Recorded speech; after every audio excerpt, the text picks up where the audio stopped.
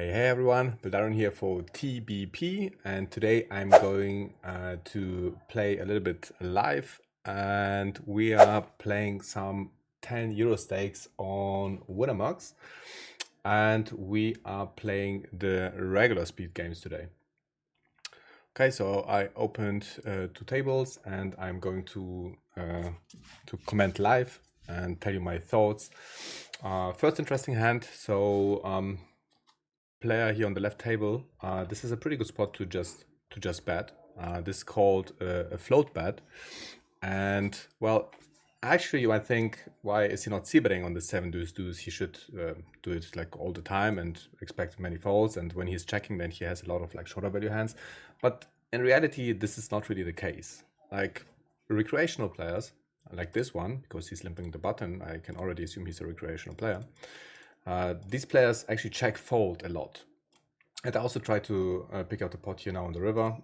He might check call just pretty randomly on the flop, and then it goes check check. So a bet check bet line is also very profitable here.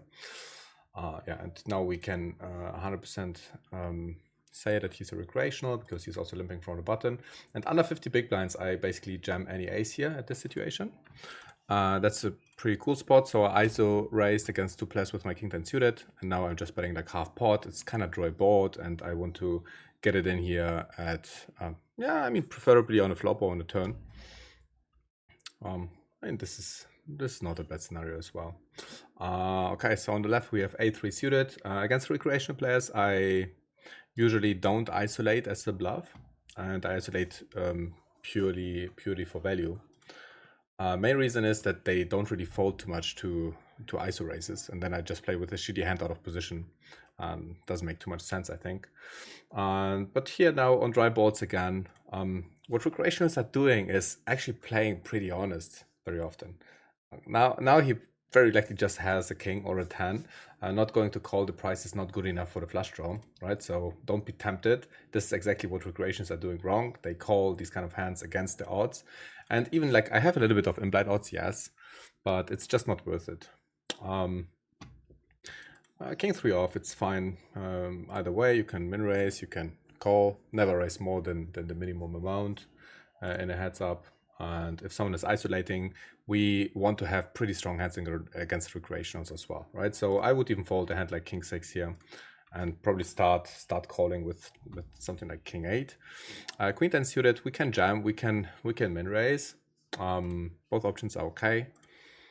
We don't really want to face a re-jam from this player. Like GTO wise, this would be an open jam. Okay, let's limp again. Yeah, just c-betting. I expect a lot of folds here. Jack 8, 5.5 big blinds. This is a call.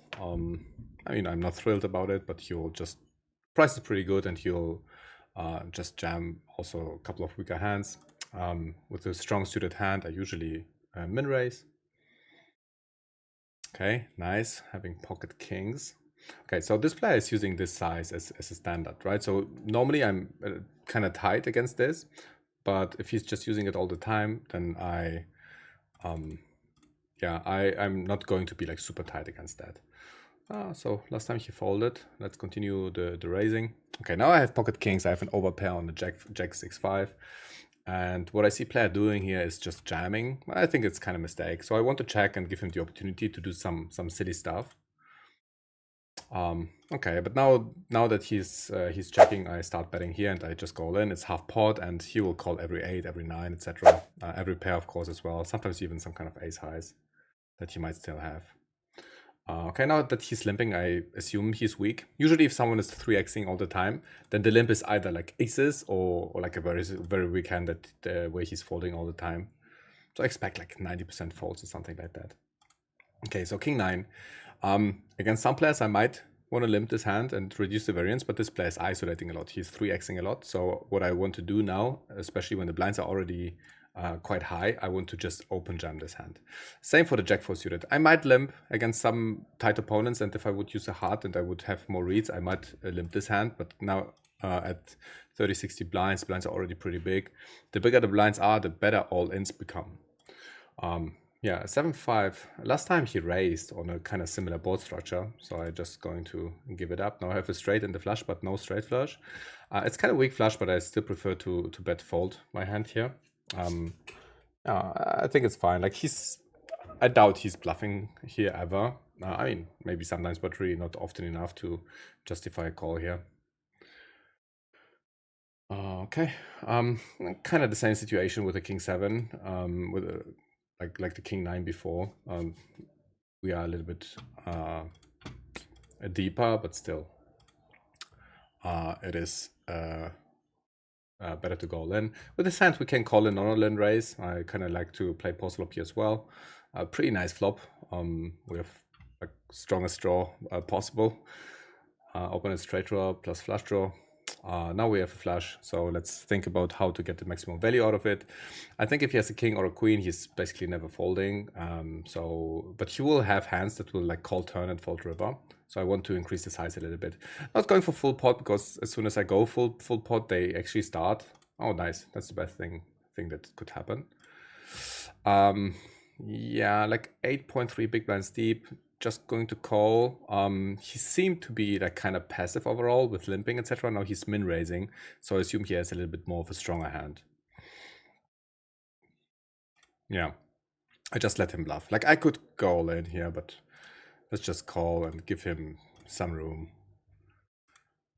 Nah, okay. So he had a stronger hand. That's fine. I'm going to raise the queen jack, and I should try a move. Like when I go all in, I don't expect fold equity here with 2 point something big blinds. I could fold, but I think some people just don't isolate, and then they fold. They check fold to the c-bet sometimes. So I create fold equity where no fold equity is basically. If he's jamming, I have the odds to call.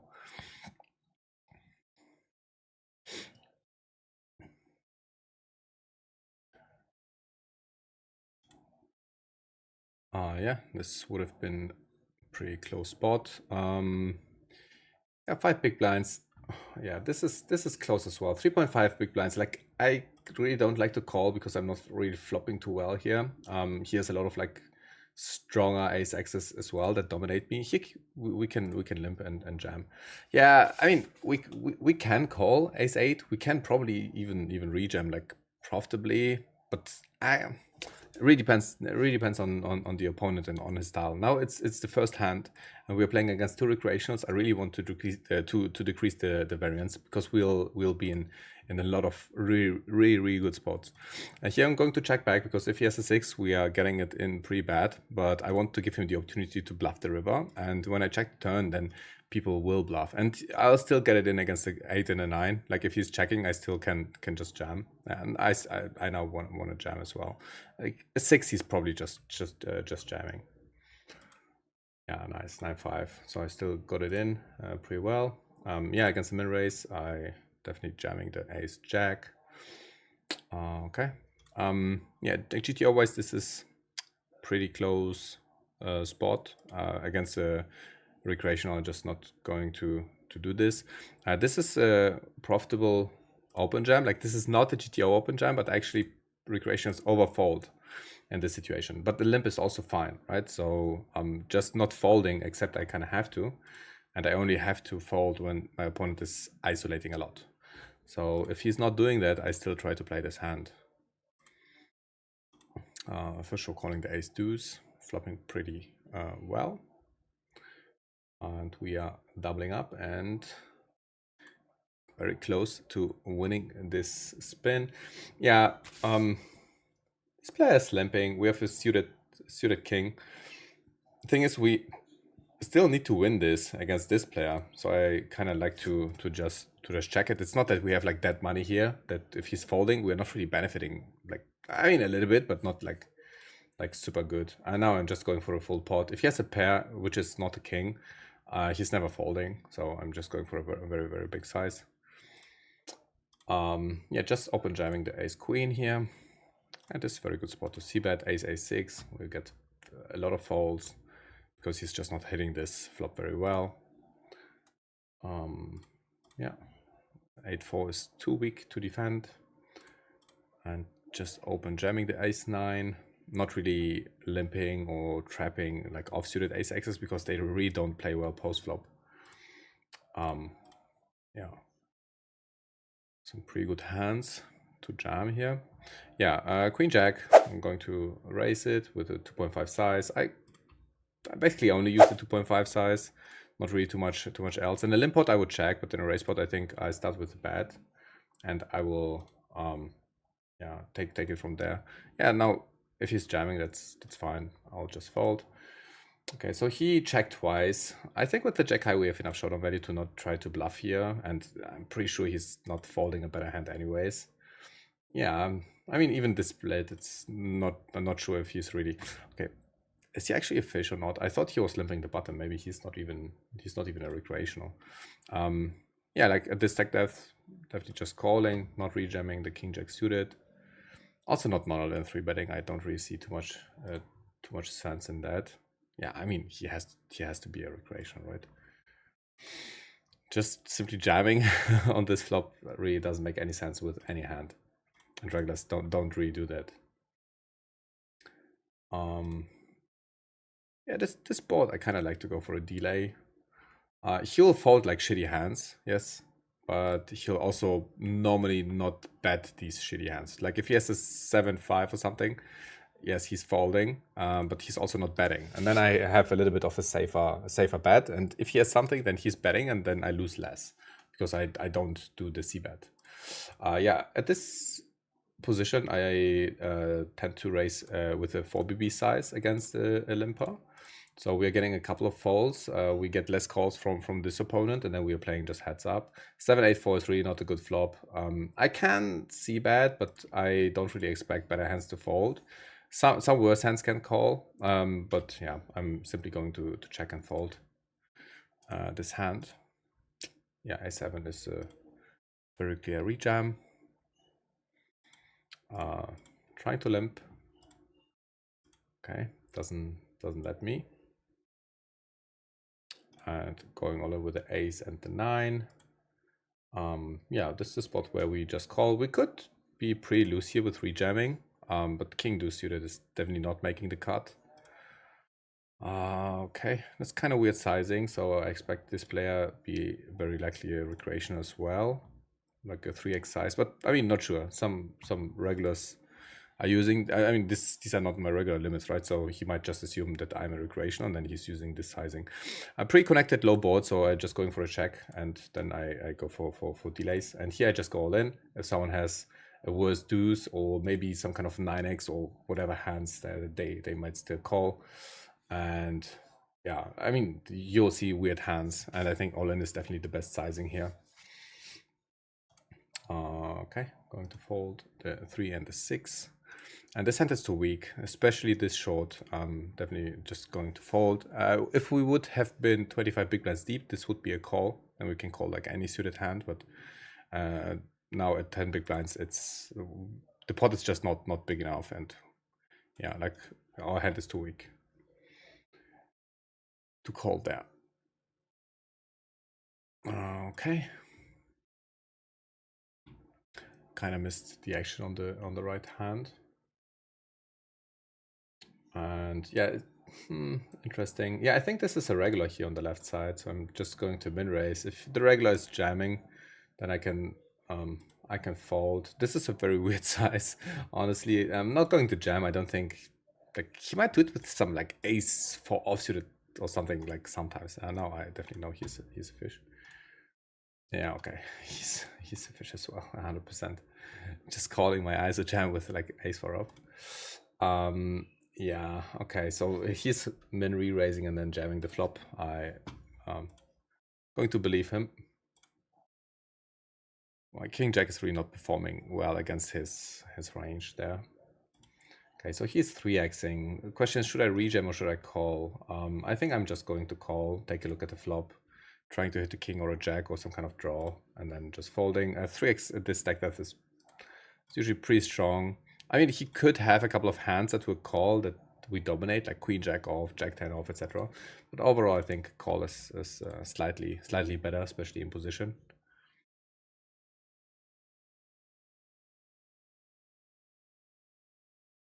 Yeah, I mean, this is just a little bit unlucky, but we got lucky on the turn. I think this hand performs very well. Just calling, I mean, is fine, but I think I just want to realize my equity pre-flop here. Just going all in, we always have like 33% at least. Sometimes he's folding, we dominate heavily with like 65% with two big blind dead money. This was an excellent spot. Yeah, fold this off. Don't simply fold these kind of hands, right? So if you take something away, then this is it.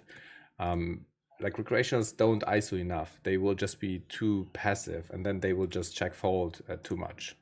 And this is very profitable. But be careful, because as soon as someone is isolating a lot, you will lose a lot of money with these kind of limbs.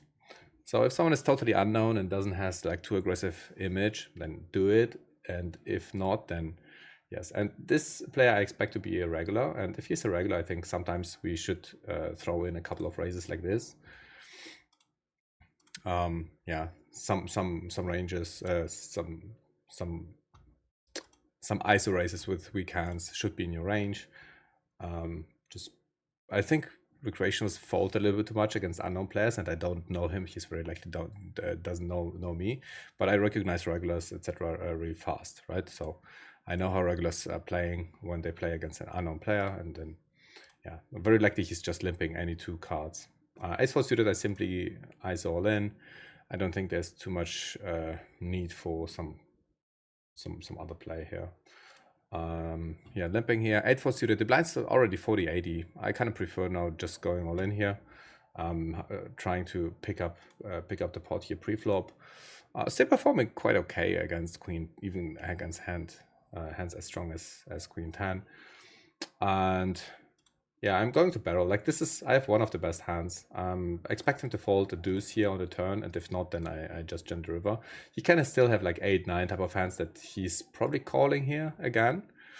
And the good thing is like what regulars tend to do is they just raise too many of the jack X's and like strong hands, and they end up with just many bluff catchers and a couple of draws. So barreling is very powerful. Yeah, let's try again. Let's try again. The sneaky raise. So far he's playing 100% VPIP. You can even go and make it a little bit bigger, maybe 3 big blinds or something, but usually it's not really necessary because they just have a lot of like super weak hands in the range.